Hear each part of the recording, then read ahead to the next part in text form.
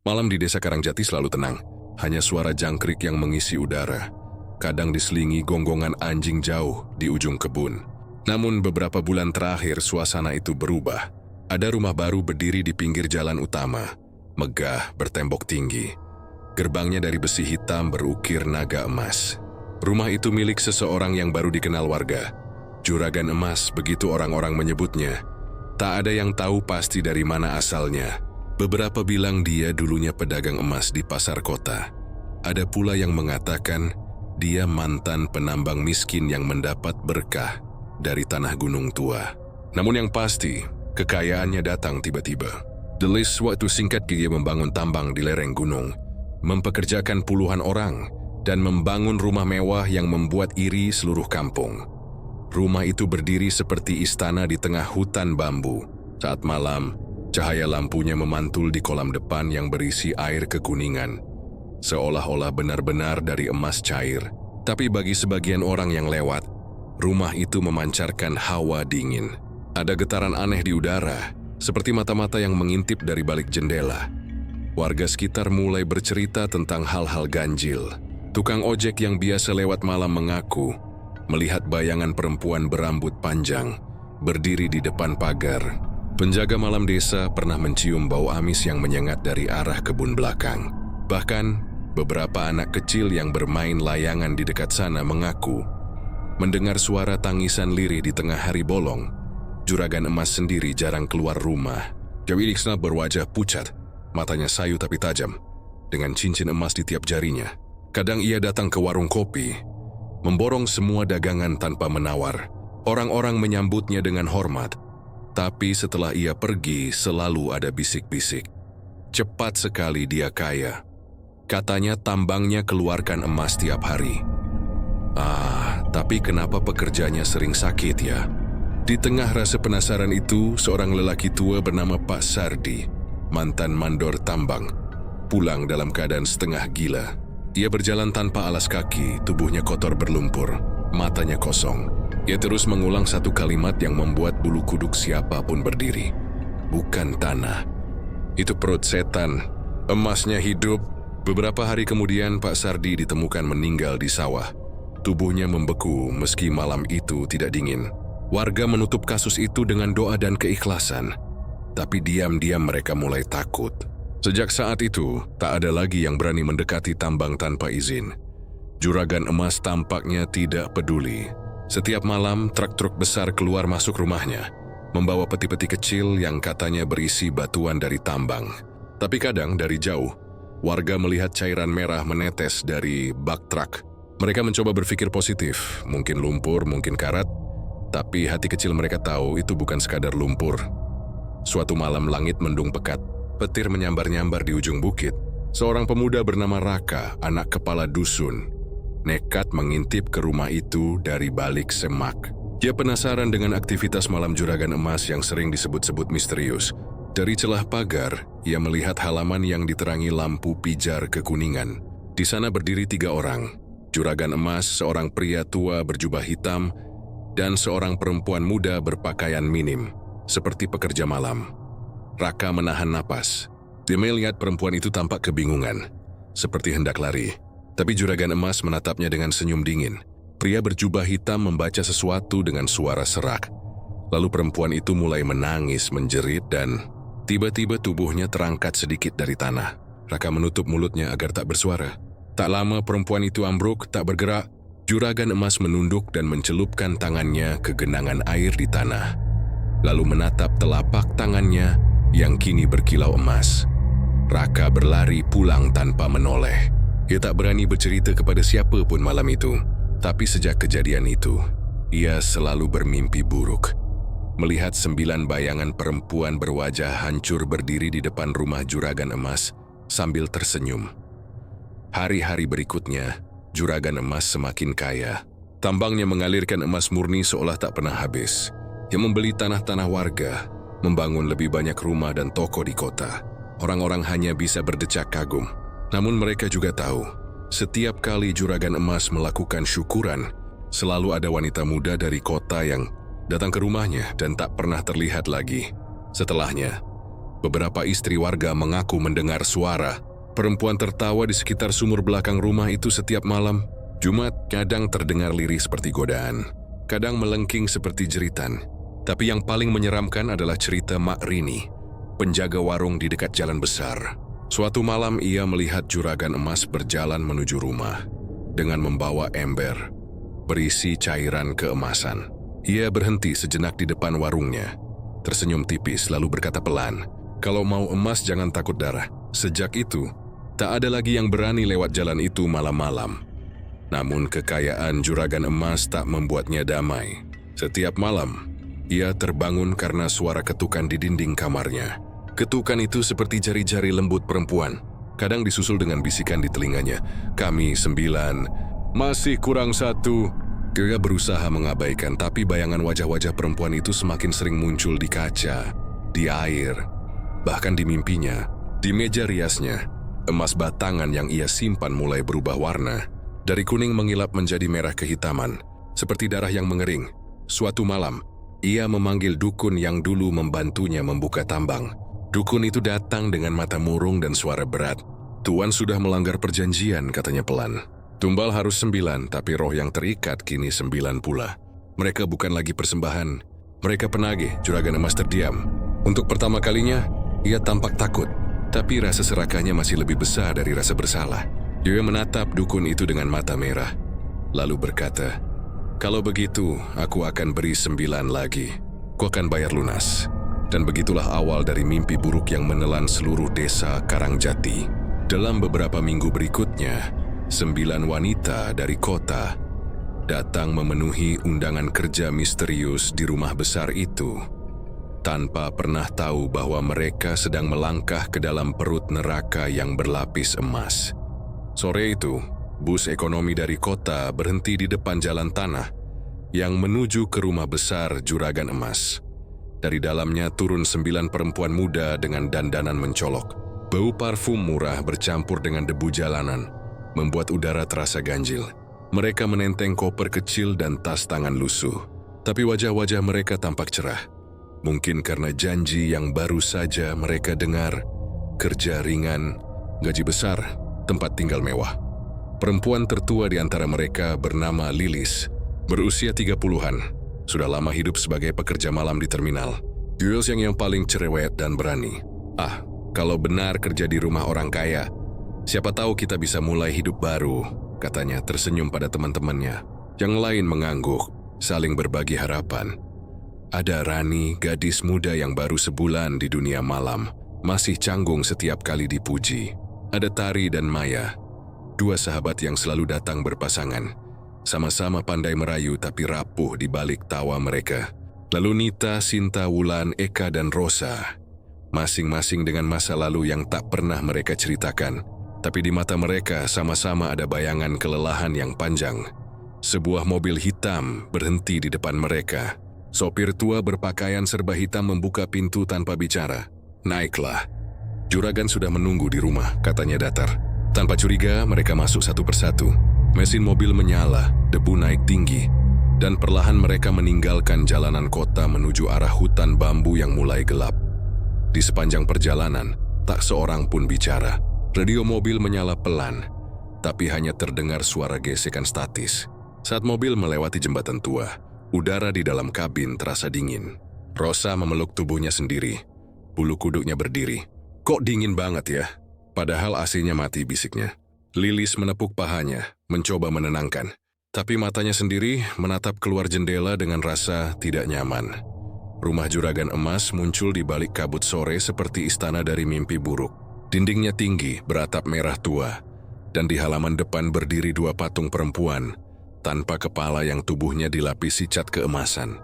Gerbang besi terbuka otomatis, dan mobil masuk tanpa berhenti. Mereka disambut oleh seorang perempuan tua berkerudung hitam. Wajahnya pucat dan kulit tangannya keriput seperti kulit kayu. "Selamat datang," suaranya serak tapi tenang. "Juragan menunggu kalian di ruang tengah. Ditemani dan bergantilah pakaian dulu. Semua sudah disiapkan." Kamar mereka ternyata sangat mewah. Tempat tidur empuk, tirai sutra, wangi dupa memenuhi ruangan. Di meja rias, setiap perempuan menemukan 1 set perhiasan emas, kalung, gelang, dan anting. lengkap dengan kartu bertuliskan nama mereka. Eka tertawa kecil sambil mengenakannya, baru datang sudah dikasih hadiah. "Ini sih surga dunia," katanya riang namun Rani diam. Ia memperhatikan cincin di atas meja yang bertuliskan ukiran kecil seperti huruf-huruf Arab kuno. Ketika disentuh, cincin itu terasa hangat, hampir seperti berdetak. Dia menelan ludah dan menaruhnya kembali. Malam tiba dan juragan emas akhirnya muncul. Ia mengenakan jubah sutra hitam, wajahnya licin tanpa pori, senyumnya seperti ukiran di patung. "Selamat datang, nona-nona cantik," katanya ramah. "Mulai malam ini kalian tinggal di sini. Tugas kalian mudah, menghibur tamu-tamuku, menemaniku makan, dan memastikan rumah ini tak pernah sepi." Nada suaranya lembut, tapi setiap kata seperti mengandung perintah yang tak bisa dibantah. Setelah makan malam yang mewah, nasi gurih, daging empuk dan anggur merah, para perempuan kembali ke kamar masing-masing. Tapi menjelang tengah malam, suara langkah berat terdengar di lorong. Satu persatu lampu kamar padam dengan sendirinya. Maya terbangun karena mendengar seseorang mengetuk pintunya 3 kali. Saat ia membuka, tidak ada siapapun di sana. Tapi udara di luar kamar terasa dingin dan lembab. Ia menoleh ke arah kolam belakang dan melihat sesuatu berkilau. Seperti tubuh perempuan sedang mengambang. Rambutnya menyebar menutupi wajah. Ia menjerit kecil, menutup pintu, dan berlari ke kamar tari. Namun kamar itu kosong. Di tempat tidurnya hanya ada bantal yang basah, seperti bekas seseorang yang baru keluar dari air. Keesokan paginya, hanya 8 perempuan yang berkumpul di ruang makan. Juragan emas duduk santai di kursi utama, mengaduk kopi dengan sendok perak. Ia tersenyum melihat mereka, seolah tak terjadi apa-apa. "Salah satu dari kalian sudah pulang ke kampungnya," katanya singkat. Ia tak betah di sini. Lilis ingin bertanya, tapi sesuatu di tatapan juragan membuat lidahnya keluh. Mereka semua diam, berusaha percaya pada alasan itu. Tapi saat makan, Rani memandang ke arah taman belakang. Di dekat sumur tua, ia melihat sekelebat bayangan bergaun merah yang menatapnya sebelum menghilang. Malam kedua, Sinta menghilang. Kamar mandi dipenuhi bau logam, dan di dindingnya terdapat bercak berwarna kuning keemasan, seperti karat. Dukun perempuan tua yang bekerja di rumah itu membersihkan lantai sambil bersenandung pelan. Nadanya seperti mantra. Juragan emas tetap tenang, berkata mereka tak perlu takut. "Rumah besar, banyak penjuru. Kadang orang tersesat," katanya ringan. Tapi senyumannya membuat perut mereka terasa mual. Satu persatu dari mereka mulai bermimpi buruk. Dalam tidur, mereka melihat diri mereka sendiri tenggelam dalam kolam emas. Tubuh mereka mengeras menjadi patung. Suara perempuan menangis mengiringi mimpi itu. Kadang Rani terbangun dan melihat wajah perempuan asing di cermin, tersenyum getir sambil berbisik, "Kau berikutnya." Pada hari keempat hanya tinggal 6 orang. Mereka tak berani tidur sendirian. Lilis memutuskan untuk melarikan diri. Tengah malam ia mengajak Rani kabur lewat pintu belakang. Tapi begitu mencapai halaman, mereka mendengar suara rantai diseret. Di bawah sinar rembulan, mereka melihat patung-patung perempuan tanpa kepala yang tadi berdiri di depan gerbang. Kini menghadap ke arah mereka, seolah mengikuti langkah mereka. Rani menjerit dan terjatuh. Juragan emas muncul dari kegelapan, matanya berkilau keemasan. "Kalian milikku," katanya lirih. "Kalian tak bisa keluar. Emas ini menagih darah kalian." Setelah malam itu, tak ada lagi suara tawa di rumah itu. Yang terdengar hanya bisikan perempuan di setiap sudut, kadang diiringi tangisan panjang. Dari arah sumur, warga yang lewat keesokan harinya mencium bau anyir bercampur dupa. Mereka tak tahu bahwa di balik tembok besar itu, satu demi satu perempuan muda dijadikan tumbal. Tubuh mereka larut dalam cairan emas, dan arwahnya terjebak di sana untuk selamanya. Hingga kini, konon di kamar yang pernah dihuni 9 perempuan itu, masih tercium wangi parfum murah setiap kali bulan purnama datang, seakan mereka masih hidup, menunggu giliran terakhir yang belum sempat menjerit. Malam itu turun hujan deras. Petir menyambar berulang-ulang di langit desa Karangjati, seperti hendak menyingkap rahasia yang selama ini disembunyikan bumi.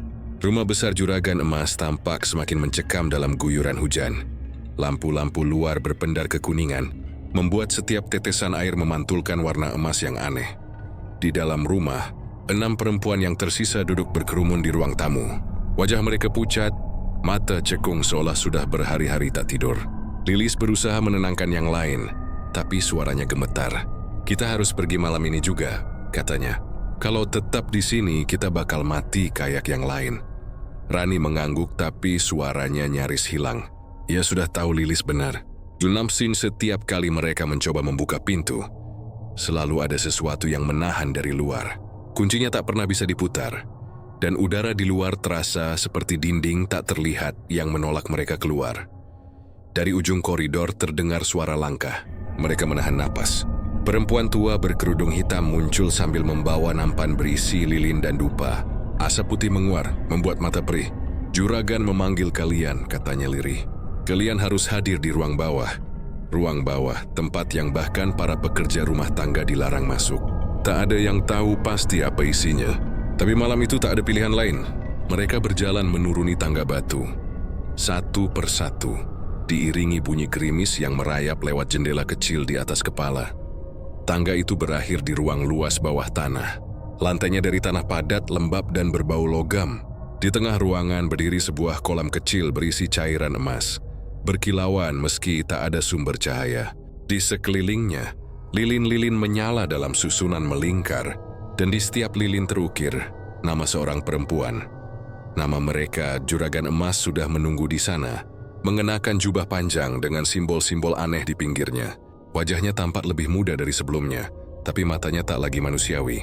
Ia tersenyum, memperlihatkan gigi-giginya yang tampak kuning keemasan. "Terima kasih sudah datang," katanya tenang. "Kalian adalah bagian dari kekayaan yang akan abadi. Aku tak akan menyakitimu, asal kalian patuh." Perempuan tua membawa mangkuk batu besar berisi air. Ia berjalan mengitari lingkaran lilin sambil melantunkan mantra dalam bahasa yang tak dikenali. Udara menjadi berat, lilin-lilin bergetar seolah disapu angin. Padahal ruang itu tertutup rapat. Rani mulai menangis. "Kami cuma mau kerja, Pak. Kami bukan apa-apa." Suaranya parau. Tapi juragan hanya menatapnya dengan dingin. Juga mengambil segenggam bubuk emas dari piring kecil di hadapannya, lalu menaburkannya ke dalam kolam. Cairan itu bergolak pelan, memantulkan cahaya ke dinding seperti lidah api yang menari. "Emas tak lahir dari batu," katanya pelan. "Ia lahir dari daging dan jiwa yang rela dikorbankan." Tiba-tiba, lantai bergetar halus. Dari kolam muncul gelembung besar dan sesuatu seperti tangan, berwarna hitam keemasan, berurat besar, menjulur keluar. Juragan menunduk hormat ke arah kolam, lalu menunjuk salah satu perempuan, Nita, yang berdiri paling dekat. Perempuan tua menarik tangannya, menyeretnya ke depan.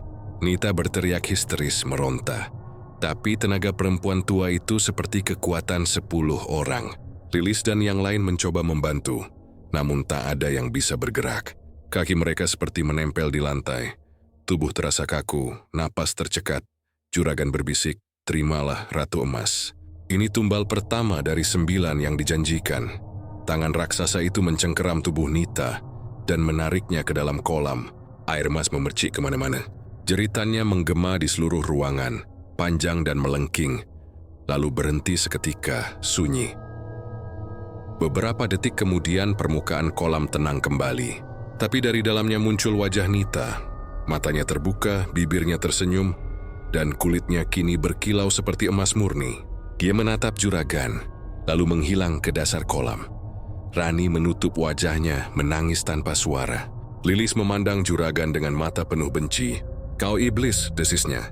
Tapi juragan hanya tertawa pelan. "Iblis? Tidak, aku hanya pedagang yang tahu harga jiwa manusia." Ia menoleh ke arah perempuan tua. "Bersihkan ruangan. Besok malam kita lanjutkan dengan yang lain." Mereka digiring kembali ke kamar masing-masing. Tidak ada yang bicara. Rani tak berhenti gemetar. Setiap kali ia menutup mata, ia melihat wajah Nita tersenyum dari dalam cairan emas, memanggilnya dengan suara yang serak. "Temani aku di sini." Hangat sekali. Keesokan harinya, rumah besar itu terasa lebih sunyi. Tak ada lagi suara tawa, tak ada aroma makanan lezat. Semua terasa mati. Namun juragan tampak semakin bugar. Pagi itu ia datang ke ruang makan dengan wajah berseri, mengenakan jas hitam dan cincin emas. Baru di jarinya, cincin yang memiliki batu kecil berbentuk mata. "Lihat," katanya sambil memperlihatkannya kepada Lilis. "Emas paling murni berasal dari pengorbanan paling berharga." Lilis menahan amarahnya. Ia tahu jika melawan ia akan menyusul Nita. Tapi hatinya mulai menyimpan niat lain. Bertahan hidup, mencari kesempatan untuk keluar. Atau jika perlu, membalas dendam. Malam kedua datang dan suara nyanyian mantra terdengar lagi dari ruang bawah. Tapi kali ini Lilis dan Rani tak berani keluar kamar. Mereka menutup telinga dengan bantal, berdoa dalam hati agar suara jeritan yang menyusul tak terlalu lama. Namun doa mereka tak terkabul. Jeritan itu lebih lama, lebih nyaring, dan disusul bau aneh yang merembes lewat celah pintu. Bau logam bercampur wangi dupa dan amis darah. Rani tak tahan lagi. Ia menatap Lilis dan berbisik, "Kalau besok kita masih hidup, kita harus kabur." "Aku gak mau jadi emas." Lilis mengangguk, tapi jauh di dalam pikirannya ia tahu. Setelah malam itu tak ada lagi yang bisa benar-benar hidup di rumah itu. Karena setiap jeritan yang berhenti di bawah tanah berarti satu nyawa hilang. Satu potong emas baru lahir, dan satu langkah lagi juragan emas menuju keserakahan yang tak akan pernah bisa ditebus. Di luar, hujan kembali turun. Petir menyambar, menerangi puncak rumah besar itu. Di atap samar-samar tampak sosok perempuan, berambut panjang berdiri memandang ke bawah. Tubuhnya kaku, kulitnya berkilau seperti perunggu basah. Dan dari arah sumur belakang, suara perempuan tertawa lirih terdengar di antara bunyi hujan. Panjang, melengking dan mengerikan. 1 sudah jadi, 8 menunggu. Hujan sudah reda, tapi udara di sekitar rumah besar itu masih lembab. Seperti diselimuti kabut tipis yang tak mau pergi. Di halaman belakang, seekor anjing hitam duduk menatap sumur tua dengan bulu berdiri dan ekor kaku. Hewan itu menggonggong keras setiap kali embusan angin datang dari arah lubang sumur. Seolah tahu bahwa sesuatu di dalamnya bukan lagi air, melainkan sesuatu yang jauh lebih kelam. Sejak malam ritual pertama, rumah itu berubah. Bau logam samar selalu tercium di setiap ruangan. Dinding-dinding mulai menguning, seolah karat dari dalam tanah merambat naik lewat batu bata. Kadang jika seseorang berdiri diam di koridor, akan terdengar suara tetesan air di bawah lantai. Padahal tanah di sana sudah kering. Pagi itu, Rani duduk di tepi jendela kamarnya. Matanya kosong, bibirnya pucat. Ia sudah 3 malam tak tidur. Setiap kali mencoba memejamkan mata, ia selalu melihat wajah Nita muncul dari kegelapan. Tubuhnya berlapis emas, tangannya melambai dari dasar kolam. "Sini, Rani." Hangat di sini. Suara itu bergema di kepalanya seperti bisikan dari dunia lain. Lilis datang membawa secangkir teh. "Minum biar tenang," katanya. Rani hanya memandangnya lalu menatap keluar. Dari jendela mereka bisa melihat halaman belakang, tempat sumur tua berada. Dikelilingi pagar kayu yang mulai lapuk. Perempuan tua penjaga rumah sedang berdiri di sana, memegang gayung perunggu, menimba sesuatu dari sumur. Tapi air yang ia angkat bukan bening, melainkan merah keemasan, kental seperti darah yang dicampur emas cair. Lilis menelan ludah. "Dia ngapain?" bisiknya. Rani menjawab lirih. "Mereka siramkan cairan itu ke kolam bawah. Ku dengar suara ember setiap malam. Matahari siang hanya bertahan sebentar. Awan kembali menutupi langit, dan bau tanah basah bercampur amis mulai memenuhi udara. Para perempuan yang tersisa dipanggil ke dapur untuk membantu menyiapkan makanan. Juragan emas belum terlihat sejak pagi. Hanya perempuan tua itu yang memberi perintah dengan nada lembut, tapi tak memberi ruang untuk membantah. Ketika Lilis sedang memotong sayur, pisaunya mengenai sesuatu yang keras di dalam baskom. Ia mengangkat benda itu. Sebuah kuku manusia masih utuh, ujungnya berwarna emas. Ia menatapnya lama, lalu menatap perempuan tua itu yang hanya tersenyum datar. "Banyak rahasia di rumah ini," katanya sambil menatap Lilis. "Lebih baik tidak tahu." Malamnya, suara gonggongan anjing terdengar lagi. Kali ini lebih keras. Dari jendela, Rani melihat anjing hitam tadi berlari-lari di sekitar sumur. Ia mengendus, mengais tanah, lalu tiba-tiba melolong panjang dan jatuh diam. Rani terkejut dan berlari keluar kamar, memanggil Lilis. Mereka turun ke halaman belakang tanpa menyalakan lampu. Ini sebagai cahaya redup dari bulan. Mereka mendekat ke sumur. Bau busuk yang menusuk membuat mereka nyaris muntah. Di bibir sumur terlihat percikan cairan yang sama, merah keemasan. Dan di antara itu ada sesuatu yang bergerak perlahan. Rani menunduk. Dari kegelapan dalam sumur muncul wajah perempuan, pucat, rambutnya menempel di pipi, matanya terbuka menatap mereka. Air di sekitarnya menggelegak pelan seperti sedang mendidih. Rani menjerit dan mundur, tapi Lilis menarik tangannya cepat-cepat. Mereka berlari masuk ke rumah. Namun sebelum sempat menutup pintu, terdengar suara berat dari arah sumur. Seperti sesuatu yang diseret, dia keluar. Bisik Rani ketakutan. Pintu kamar mereka diketuk keras beberapa menit kemudian. Juragan Emas berdiri di depan. Wajahnya tegang tapi matanya berkilau seperti logam cair. "Jangan pernah dekati sumur itu," katanya pelan tapi menekan. "Ada sesuatu yang kalian takkan sanggup pahami." Setelah ia pergi, Lilis memandang Rani dengan tatapan panik. "Dia takut," katanya pelan. "Kalau dia sampai takut, berarti apapun di dalam sumur itu lebih kuat dari dia." Hari-hari berikutnya terasa seperti kabut panjang. 6 perempuan kini tinggal berlima. Setelah Wulan tiba-tiba menghilang, perempuan tua hanya berkata Wulan sudah dibawa pergi juragan untuk pekerjaan lain. Tapi malam itu, Rani mendengar suara tangisan perempuan dari arah sumur, memanggil namanya dengan suara yang persis seperti Wulan. Suatu malam, Lilis nekat. Dia menunggu semua orang tidur, lalu diam-diam keluar dengan membawa senter kecil. Rani mencoba mencegahnya, tapi Lilis berbisik, "Kalau kita mau kabur, kita harus tahu apa yang sebenarnya ada di sana." Ia berjalan ke arah sumur di bawah sinar bulan pucat. Udara terasa dingin seperti embun di dada, dan hutan bambu di sekitar rumah berdesir lirih, seperti bisikan ratusan mulut kecil. Ketika ia menyorotkan cahaya ke dalam sumur, sesuatu di bawah sana berkilau. Bukan pantulan air, tapi sesuatu yang padat. Logam berwarna emas yang membentuk wajah manusia. Ada 9 wajah di sana, berjejer. Sebagian masih utuh, sebagian meleleh seperti lilin. Dan di antara wajah-wajah itu, ada tangan yang perlahan bergerak, seolah berusaha mencapai permukaan. Lilis memundurkan diri sambil menahan napas. Tapi langkahnya berhenti ketika mendengar suara dari belakang. "Cantik ya?" Juragan Emas berdiri di sana. Separuh tubuhnya tertutup bayangan. Dia tersenyum lebar, tapi senyuman itu kaku. Matanya memantulkan cahaya senter seperti mata kucing. "Itu hasil kerja keras kita. Mereka memberi kehidupan untuk Emas. Dan kau..." Dia melangkah pelan mendekat, "kan jadi yang paling berharga." Lilis ingin berlari, tapi tubuhnya terasa berat, seolah tanah di bawah kakinya menahan. Juragan mengangkat tangannya yang dilapisi gelang emas, lalu menyentuh kepala Lilis. Saat itu juga, suara bergemuruh terdengar dari dalam sumur. Airnya mendidih hebat, menyemburkan cairan merah keemasan yang mengenai wajah Lilis dan membakar kulitnya seperti api cair. Jeritannya menggema di seluruh rumah. Rani yang terbangun berlari ke jendela dan melihat kilatan cahaya emas di halaman belakang.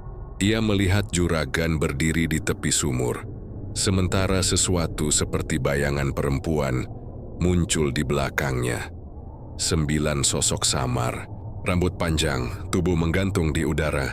Masing-masing memegang potongan tubuh emas yang meneteskan darah. Rani menutup mulutnya agar tidak menjerit. Tapi ketika ia menatap lebih lama, satu di antara sosok itu menoleh langsung ke arahnya. Dan wajahnya adalah wajah Lilis. Matanya kosong, bibirnya sobek, tapi senyumnya penuh amarah. "Jangan lari, Rani. Belum waktumu."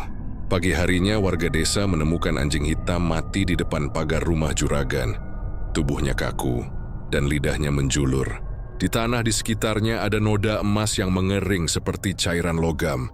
Tak ada yang berani mendekat. Dari dalam rumah, samar-samar terdengar suara perempuan tertawa pelan. Kadang lirih seperti bisikan, kadang melengking seperti nyanyian. Dan di dasar sumur tua itu, semburan air berhenti.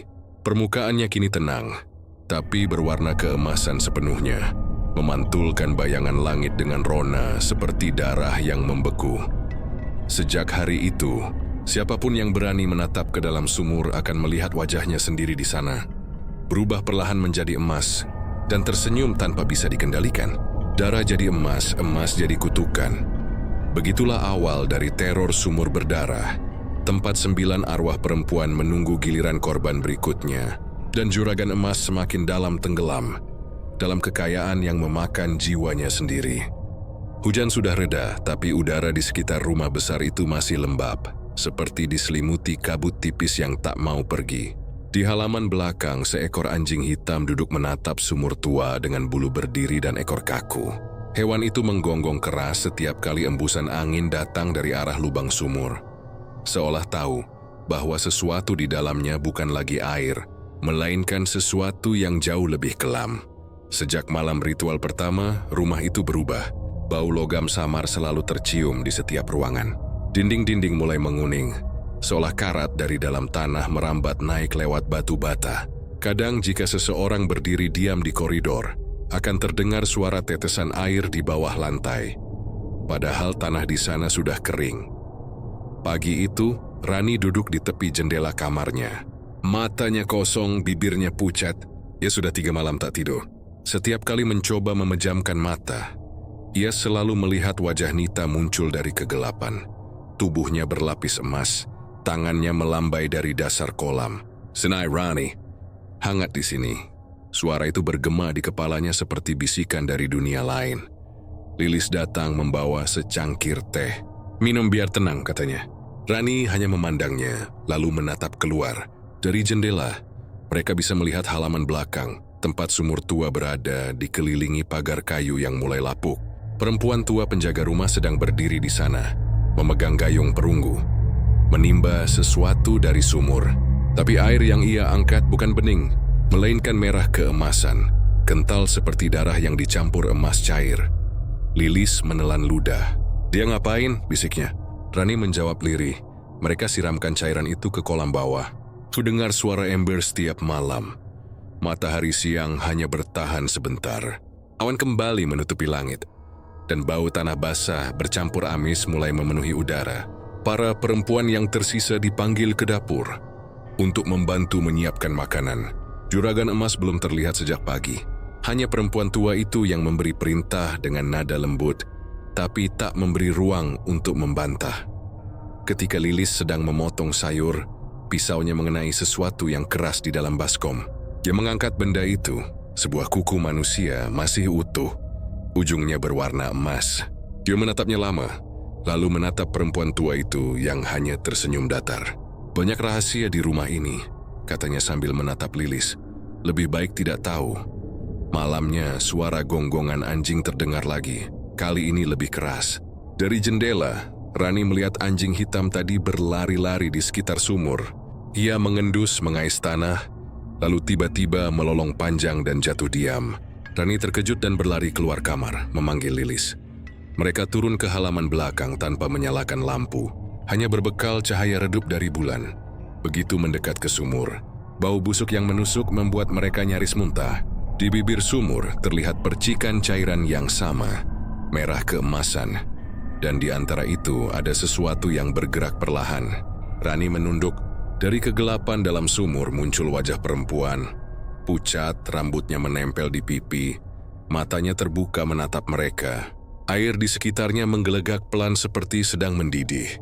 Rani menjerit dan mundur, tapi Lilis menarik tangannya cepat-cepat.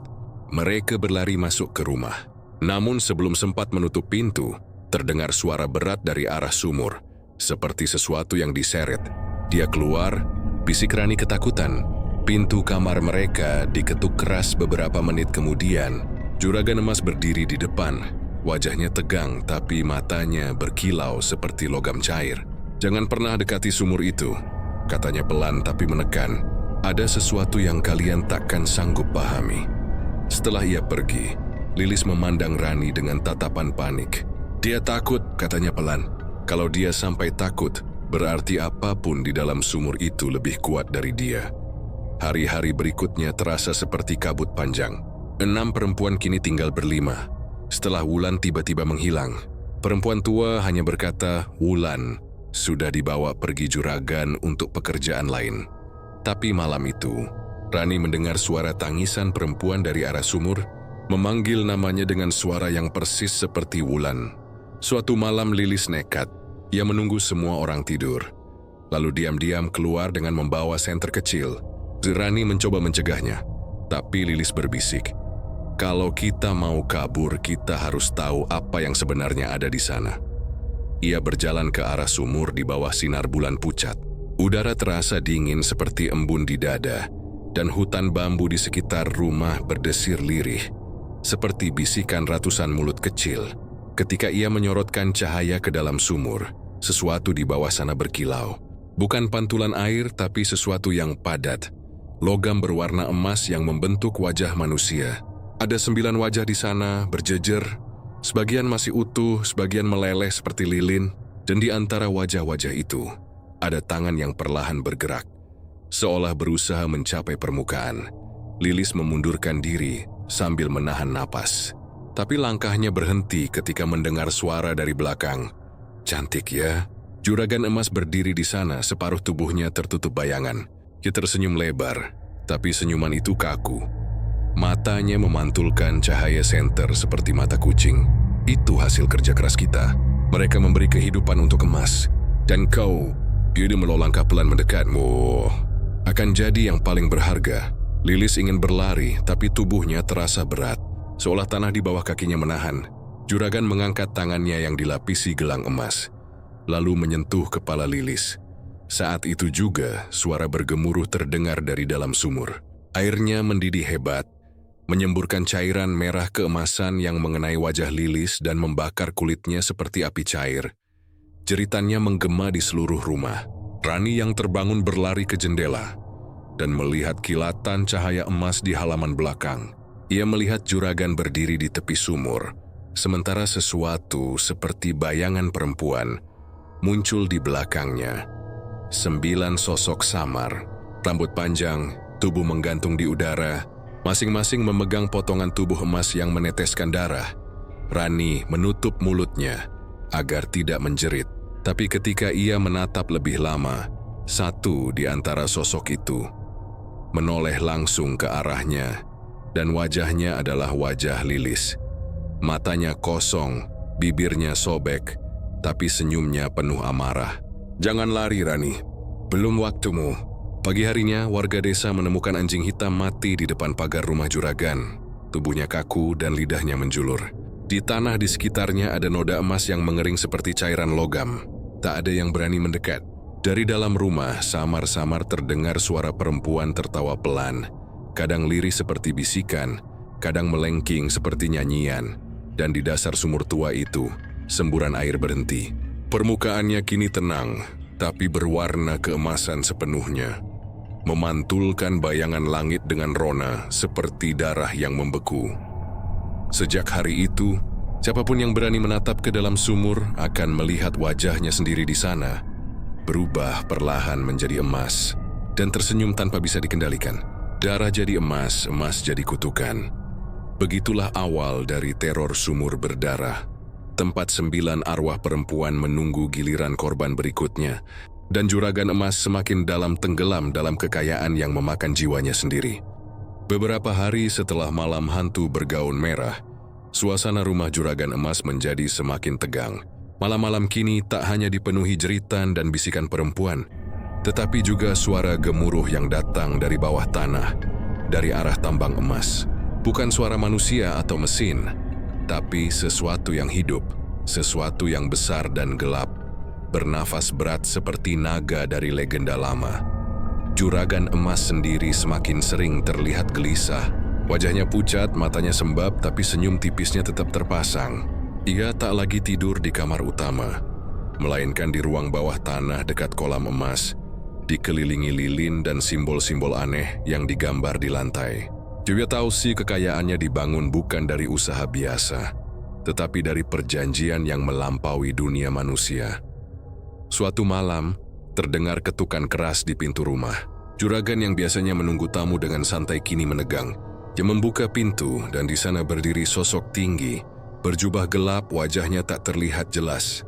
Tubuhnya berkilau seperti logam basah, dan udara di sekelilingnya terasa panas sekaligus dingin, seperti menekan paru-paru. Sosok itu bukan manusia biasa. Juragan mengenalnya sebagai jin penjaga emas. Makhluk yang selama ini menjaga kekayaan yang ia ambil dari bumi dan darah manusia. Juragan, suara itu bergema berat dan dalam. Kau telah melanggar perjanjian. Juragan menelan ludah, matanya berkilat. Aku hanya mengikuti jalan yang kau beri, katanya, suaranya gemetar. Aku tak berniat. Tak berniat? Kau mengambil tumbal manusia lebih dari yang dijanjikan. Kau mengundang mereka ke rumahmu, menjerumuskan 9 wanita ke dalam sumur. Mereka bukan tumbal sembarangan. Mereka roh yang seharusnya kau jaga dengan hati-hati. Kau tidak menghormati aturan kami. Jin itu melangkah, dan tanah di bawah kaki juragan bergetar. Setiap langkah menimbulkan retakan halus di lantai batu. Juragan mencoba menunduk, memohon. Aku bisa membayar. Aku bisa memberi lebih banyak emas.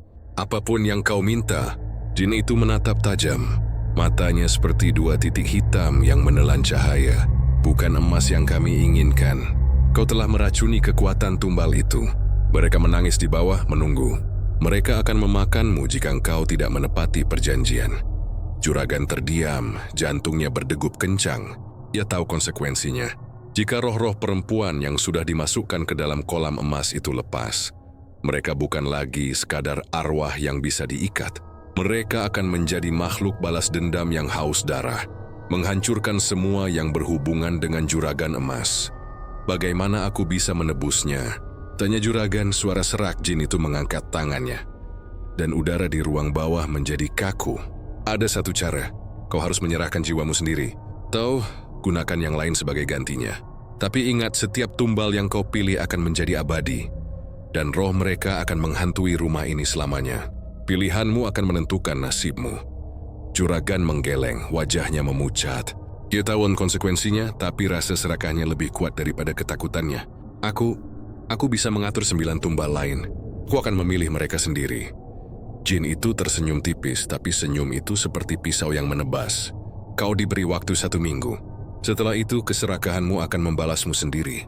Dan perempuan-perempuan itu, mereka tak akan lagi menunggu. Mereka akan menjemputmu. Malam itu, juragan berdiri di dekat kolam emas. Cairan di kolam berkilauan aneh. Lebih pekat dan merah daripada biasanya. Seperti darah yang dicampur emas cair. Dia menatap permukaannya. Wajahnya sendiri terlihat di atas air, tapi matanya kosong. Seperti wajah orang yang tersedot ke dunia lain. Di kamar-kamar atas, Rani, Lilis, Sinta, dan lainnya terbangun karena suara tangisan perempuan yang datang dari arah sumur. Tapi kali ini suara itu berbeda. Lebih keras, lebih mengancam. Seperti ribuan suara sekaligus, memanggil nama mereka dengan nada mengejek. Perempuan tua penjaga rumah mendekat ke juragan di ruang bawah. Tuan, roh-roh itu, mereka tak akan diam. Mereka lebih kuat dari yang kau kira. Jika engkau terus menimbun emas dengan darah mereka, suatu saat mereka akan menuntut pembayaran yang tak bisa kau hindari. Juragan menunduk, menatap tangannya sendiri, yang kini dipenuhi cincin emas dan gelang yang berkilau. Tapi wajahnya berubah pucat ketika menyadari kebenaran itu. Emas yang ia kumpulkan hanyalah daging dan darah yang membeku dalam bentuk logam. Dia bukan lagi juragan emas yang berkuasa, tapi budak dari keserakahan sendiri. Sejak malam itu, rumah besar itu berubah lagi. Lilin-lilin menyala tanpa api, bayangan bergerak sendiri, dan sumur tua memuntahkan uap merah yang menyebar ke seluruh halaman. Perempuan-perempuan yang masih hidup tahu, ancaman yang sebenarnya bukan lagi juragan emas, tetapi roh-roh yang dijaga jin penjaga emas. Mereka bisa memanggil hantu, memutar tubuh manusia, dan mengambil nyawa sesuka hati. Juragan menyadari satu hal yang menakutkan. Setiap langkah yang ia ambil untuk mempertahankan kekayaan hanyalah menunda saat balas dendam itu datang. Jin penjaga emas tidak menunggu lama. Dia akan muncul lagi menagih hutang yang lebih besar. Dan kali ini dia akan jalan kembali. Malam itu, juragan emas duduk di lantai ruang bawah, menatap kolam emasnya sendiri. Dan untuk pertama kalinya, dia merasakan ketakutan yang murni. Ketakutan bahwa emas yang dimilikinya kini menjadi kutukan yang tak terhindarkan. Malam itu rumah besar juragan emas terasa lebih sunyi daripada biasanya. Hanya suara hujan yang menetes di atap dan desir angin yang menembus celah-celah jendela yang tua. 6 perempuan yang tersisa kini hidup dalam ketakutan terus-menerus. Setiap langkah kaki, setiap desahan angin, bahkan detak jantung mereka sendiri terdengar seperti ancaman yang menunggu. Rani dan Lilis duduk di ruang belakang, merapatkan tubuh mereka di sudut tembok. Mereka tahu waktu mereka semakin menipis. Setiap malam hantu-hantu bergaun merah muncul. menari di lorong-lorong rumah, menatap dengan mata kosong yang bisa membekukan darah. Suara perempuan tertawa dan menangis bergantian terdengar dari sumur tua di halaman belakang. Juragan Emas tampak tenang di ruang bawah, namun matanya yang berkilau menunjukkan kecemasan yang tersembunyi. Ia tahu jin penjaga emas semakin tidak sabar. Ia juga sadar bahwa kekuatan perempuan-perempuan itu yang mulai menguasai arwah para tumbal sebelumnya semakin kuat. Malam itu Juragan memutuskan untuk mengumpulkan mereka semua. "Kalian harus patuh," katanya dengan suara dingin. Namun di dalamnya terselip ketakutan. "Ini hanya peringatan. Jika kalian menolak, aku tak punya pilihan selain menuntaskan urusan ini malam ini." Lilis menatap Rani. Mata mereka berbicara tanpa kata. "Berikan tahu, jika nama Kirin kesempatan untuk melawan malam ini adalah saatnya." Tiba-tiba seorang dari mereka, Sinta, yang selama ini tampak pasrah, menatap Juragan dengan mata tajam. "Kau sudah terlalu jauh, Juragan. Kami tak akan membiarkanmu terus memperbudak perempuan," teriaknya. Juragan Emas tersentak. Wajahnya memucat, tapi ia mencoba menahan amarah. "Kalian bukan siapa-siapa. Ini rumahku, emas ini milikku, dan kalian hanyalah penghibur." Di luar, sumur tua bergemuruh. Cairan emas di dalamnya berputar liar, dan 9 bayangan samar mulai muncul di permukaan. Wajah-wajah perempuan yang sudah menjadi tumbal menatap Juragan dengan mata penuh dendam. Dari dasar sumur, suara-suara mereka bersatu. "Kau bermain dengan darah kami. Sekarang rasakan balasannya." Tiba-tiba, hantu-hantu bergaun merah muncul dari lorong, menutupi pandangan Juragan. Satu dari mereka melayang tepat di depan wajahnya. Menatap lurus, bibir tersenyum getir. Matanya hitam pekat. Juragan gemetar, keringat dingin mengalir di dahinya. Sinta, Lilis, dan Rani memanfaatkan kekacauan itu. Mereka menyerang perempuan tua penjaga rumah yang selama ini menjadi kaki tangan Juragan. Dengan bantuan hantu-hantu yang muncul, mereka berhasil mengikatnya di tiang ruang bawah. Perempuan tua itu berteriak, tetapi jeritannya tak sekeras suara gemuruh dari sumur. Juragan Emas mencoba lari, tapi lantai bawah tanah retak. Setiap langkahnya memantulkan suara pecahan batu yang mengerikan. Dari kolam emas, tangan-tangan berlapis logam muncul, meraih kakinya, menariknya ke dalam air yang kini lebih pekat dari sebelumnya. Juragan menjerit, memukul-mukul air, tapi tubuhnya mulai tenggelam. Wajahnya pucat, mata membelalak, dan setiap jeritan terdengar menggema di seluruh rumah. Di atas, hantu-hantu bergaun merah mengelilingi Lilis dan Rani, tapi mereka tidak menyerang. Mereka hanya menatap, seolah memberi izin dan menyambut keberanian mereka. Sinta menatap Rani dan berbisik, "Ini baru permulaan. Rumah ini akan bebas, tapi kita harus bertahan hingga fajar." Lilis dan Rani menyadari bahwa energi rumah itu kini berubah. Kolam emas tidak lagi menjadi sumber kekuatan Juragan, tetapi sumber pembalasan. Setiap tetes darah yang terserap ke dalam emas kini berbalik menjadi kekuatan untuk melawan Juragan. Juragan Emas terangkat sebagian dari kolam oleh tangan-tangan emas itu. Ia mencoba berbicara, memohon, tetapi mulutnya dipenuhi air berwarna merah keemasan. Wajahnya yang dulu licik kini berubah menjadi grotesk. Kulitnya mengkilap seperti emas yang meleleh. Rambutnya menempel ke wajah, mata menatap kosong. Dui menjerit keras. Suara itu bercampur dengan suara gemuruh dari sumur. Ketika fajar mulai muncul, cahaya pertama menembus jendela rumah besar. Suara hantu bergaun merah mereda, dan bayangan-bayangan di kolam perlahan tenggelam kembali. Juragan Emas, tubuhnya sebagian hancur oleh kekuatan tumbal, tenggelam sepenuhnya ke dasar kolam. Tak ada yang tersisa kecuali suara jerit terakhir yang membeku di udara. Lilis, Rani, dan Sinta berdiri di ruang bawah. Tubuh mereka gemetar, napas tersengal. Rumah itu sunyi. Hanya sisa-sisa lilin yang masih menyala perlahan padam. Sumur tua di halaman belakang juga tenang, tapi permukaannya kini berkilau keemasan.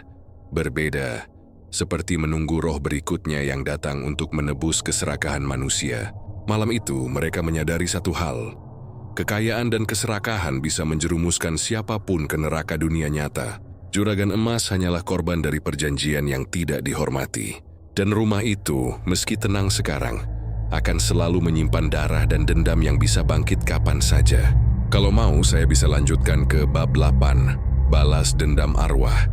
di mana para hantu mulai mengambil alih rumah secara penuh dan menghadirkan teror bagi siapapun yang mencoba masuk. Apakah mau saya lanjutkan? Malam itu rumah besar Juragan Emas terasa lebih sunyi daripada biasanya. Hanya suara hujan yang menetes di atap dan desir angin yang menembus celah-celah jendela yang tua. 6 perempuan yang tersisa kini hidup dalam ketakutan terus-menerus. Setiap langkah kaki, setiap desahan angin, bahkan detak jantung mereka sendiri terdengar seperti ancaman yang menunggu. Rani dan Lilis duduk di ruang belakang, merapatkan tubuh mereka di sudut tembok. Mereka tahu sewaktu mereka semakin menipis.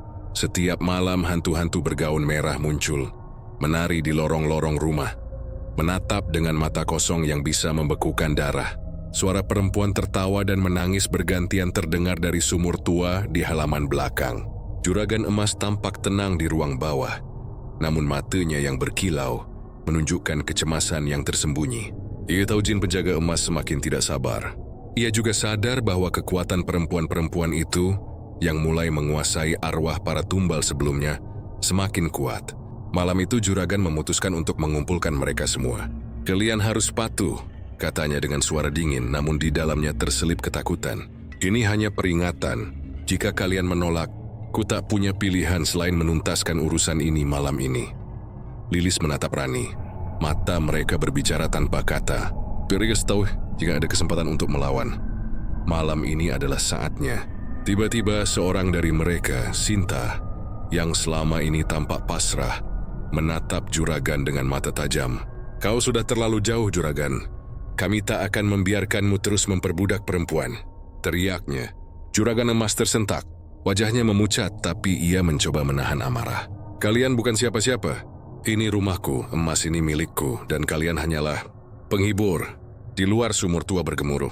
Cairan emas di dalamnya berputar liar, dan 9 bayangan samar mulai muncul di permukaan. Wajah-wajah perempuan yang sudah menjadi tumbal menatap Juragan dengan mata penuh dendam. Dari dasar sumur, suara-suara mereka bersatu. "Kau bermain dengan darah kami. Sekarang rasakan balasannya." Tiba-tiba, hantu-hantu bergaun merah muncul dari lorong, menutupi pandangan Juragan. Satu dari mereka melayang tepat di depan wajahnya. Menatap lurus, bibir tersenyum getir. Matanya hitam pekat. Juragan gemetar, keringat dingin mengalir di dahinya. Sinta, Lilis, dan Rani memanfaatkan kekacauan itu. Mereka menyerang perempuan tua penjaga rumah yang selama ini menjadi kaki tangan Juragan. Dengan bantuan hantu-hantu yang muncul, mereka berhasil mengikatnya di tiang ruang bawah. Perempuan tua itu berteriak, tetapi jeritannya tak sekeras suara gemuruh dari sumur. Juragan Emas mencoba lari, tapi lantai bawah tanah retak. Setiap langkahnya memantulkan suara pecahan batu yang mengerikan. Dari kolam emas, tangan-tangan berlapis logam muncul, meraih kakinya, menariknya ke dalam air yang kini lebih pekat dari sebelumnya.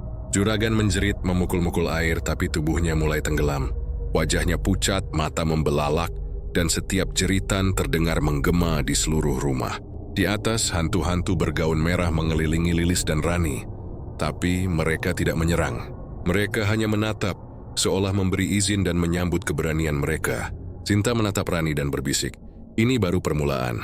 Rumah ini akan bebas, tapi kita harus bertahan hingga fajar." Lilis dan Rani menyadari bahwa energi rumah itu kini berubah. Kolam emas tidak lagi menjadi sumber kekuatan Juragan, tetapi sumber pembalasan. Setiap tetes darah yang terserap ke dalam emas kini berbalik menjadi kekuatan untuk melawan Juragan. Juragan Emas terangkat sebagian dari kolam oleh tangan-tangan emas itu. James coba berbicara memohon, tetapi mulutnya dipenuhi air berwarna merah keemasan. Wajahnya yang dulu licik kini berubah menjadi grotesk. Kulitnya mengkilap seperti emas yang meleleh. Rambutnya menempel ke wajah, mata menatap kosong. Dia menjerit keras, suara itu bercampur dengan suara gemuruh dari sumur. Ketika fajar mulai muncul, cahaya pertama menembus jendela rumah besar. Suara hantu bergaun merah mereda, dan bayangan-bayangan di kolam perlahan tenggelam kembali. Juragan Emas, tubuhnya sebagian hancur oleh kekuatan tumbal, tenggelam sepenuhnya ke dasar kolam. Tak ada yang tersisa kecuali suara jerit terakhir yang membeku di udara. Lilis, Rani, dan Sinta berdiri di ruang bawah. Tubuh mereka gemetar, napas tersengal. Rumah itu sunyi, hanya sisa-sisa lilin yang masih menyala perlahan padam. Sumur tua di halaman belakang juga tenang, tapi permukaannya kini berkilau keemasan. Berbeda, seperti menunggu roh berikutnya yang datang untuk menebus keserakahan manusia. Malam itu mereka menyadari satu hal. Kekayaan dan keserakahan bisa menjerumuskan siapapun ke neraka dunia nyata. Juragan emas hanyalah korban dari perjanjian yang tidak dihormati. Dan rumah itu, meski tenang sekarang, akan selalu menyimpan darah dan dendam yang bisa bangkit kapan saja. Kalau mau, saya bisa lanjutkan ke bab 8, Balas Dendam Arwah, di mana para hantu mulai mengambil alih rumah secara penuh dan menghadirkan teror bagi siapapun yang mencoba masuk. Apakah mau saya lanjutkan? Sejak malam Balas Dendam Arwah, rumah besar Juragan Emas tidak pernah lagi sama. Pagi hari yang cerah pun terasa mencekam. Udara lembab, dinding retak, dan lantai yang dulu keras kini berderak di bawah langkah. Lilis, Rani, dan Sinta masih hidup, tapi jiwa mereka terasa terkekang oleh energi rumah itu. Setiap detik yang mereka hirup seakan penuh dengan bisikan, tatapan, dan dendam yang membeku di udara. Malam itu, kabut tebal kembali menyelimuti rumah. Sumur tua di halaman belakang memantulkan cahaya keemasan yang tak wajar. Sementara kolam di ruang bawah bergolak, memuntahkan uap merah yang beraroma logam dan darah. 9 tumbal yang telah menjadi arwah utuh muncul. Wajah mereka menatap dengan mata kosong, namun penuh kebencian. Hantu-hantu bergaun merah mengelilingi ketiga perempuan itu. Menari tanpa suara, membentuk lingkaran pengikat yang memisahkan mereka dari dunia luar. Lilis menatap kolam, tubuhnya gemetar. "Ini, kita tak akan bisa keluar hidup-hidup," gumamnya. Matanya menatap Rani dan Sinta. Mereka saling menggenggam tangan, mencoba menenangkan diri, tapi napas mereka terasa berat dan sesak. Dari dasar kolam, 9 tangan berlapis emas muncul perlahan, membentuk siluet wajah manusia. Cairan merah keemasan naik ke permukaan, dan di atasnya muncul sosok Juragan Emas. Wajahnya grotesk, kulitnya meleleh seperti emas cair, matanya membara, namun ia tak lagi bisa bergerak bebas. Ini kutukan aku. Tak bisa lepas, suaranya bergema, namun hanya terdengar samar. Ia terperangkap dalam kekayaan yang dulu ia anggap kekuatan, kini menjadi neraka abadi. Sinta menunduk, air mata mengalir. Kita harus melawan, atau ikut terperangkap, bisiknya. Lilis dan Rani mengangguk. Mereka sadar, kekuatan rumah ini bukan hanya berasal dari emas atau roh, tetapi dari keserakahan dan dendam yang menempel di setiap batu dan kayu. Hantu-hantu bergaun merah, bergerak lebih cepat, menjerat ketiga perempuan itu. 9 tumbal menunduk, menyentuh kepala mereka, mengalirkan energi yang menakutkan. Tubuh ketiganya terasa ringan, seolah terangkat dari bumi. Tapi rasa sakit menusuk ke setiap urat. Kulit mereka mulai berkilau samar, menyerupai emas cair yang mengalir. Tiba-tiba dari sumur belakang terdengar gemuruh yang lebih kuat. Suara jin penjaga emas terdengar lagi, bergema di seluruh rumah. Cukup, rumah ini adalah kutukan abadi, dan setiap yang tersisa di sini akan menjadi saksi dendam yang tak pernah selesai. Tidak ada yang bisa lepas. Cahaya merah keemasan menyelimuti ruang bawah. Hantu-hantu bergaun merah terhenti, dan 9 tumbal menatap permukaan kolam. Energi dari ketiga perempuan itu memancar, memukul balik aura rumah yang selama ini mengekang mereka. Rani menjerit. Lilis menahan tubuhnya agar tidak terhisap ke dasar kolam. Sementara Sinta menendang udara, mencoba memutus ikatan tak terlihat. Ketegangan mencapai puncak. Cairan emas di kolam mendidih hebat. Tangan-tangan tumbal bergerak liar, dan wajah Juragan Emas yang terperangkap melotot. Mulutnya terbuka seperti menjerit tapi tidak terdengar. Hantu-hantu bergaun merah melingkar, seolah menahan ketiga perempuan itu agar tidak ikut tenggelam, namun mereka juga tampak bingung oleh energi baru yang muncul. Saat fajar mulai menembus jendela, cahaya alami menembus kabut, menimbulkan kilatan di permukaan kolam. Tubuh Lilis, Rani, dan Sinta kembali terasa berat, dan ikatan mereka perlahan lepas. 9 tumbal mundur ke dasar kolam. Wajah mereka kembali menatap dengan mata kosong. Namun kali ini ada rasa puas yang samar. Hantu-hantu bergaun merah perlahan menghilang, dan rumah kembali sunyi, meski aura dendam tetap menempel di setiap sudut. Ketiga perempuan itu terkapar di lantai ruang bawah, Napas tersengal, tubuh gemetar. Mereka menatap kolam emas, sumur tua, dan sisa-sisa kekuatan juragan yang terperangkap selamanya. Rumah itu sunyi, tapi bukan lagi rumah yang aman. Ia kini menjadi monumen kutukan abadi, tempat dendam, keserakahan, dan darah bersatu. Ini tak akan pernah berakhir. Rumah ini akan selalu menunggu. Bisik Rani pelan. Mereka menyadari satu hal yang menakutkan. Emas juragan emas tidak lagi berarti kekayaan. Itu adalah jebakan abadi. Dan siapapun yang masuk ke dalam rumah itu akan menjadi bagian dari kutukan yang tidak pernah selesai. Bahkan roh mereka sendiri kini memiliki hubungan yang tak terputus dengan sumur tua, kolam emas, dan para tumbal yang menunggu giliran berikutnya. Fajar sepenuhnya menembus, dan ketiga perempuan itu berjalan keluar, tubuh mereka lemah, mata menatap kosong. Rumah besar itu tetap berdiri, sunyi namun mengancam, menunggu malam berikutnya. Untuk menjerat siapapun yang cukup bodoh atau serakah untuk mendekat, kutukan abadi juragan emas kini resmi dimulai. Dan darah yang dikorbankan hanyalah awal dari neraka yang tidak pernah padam.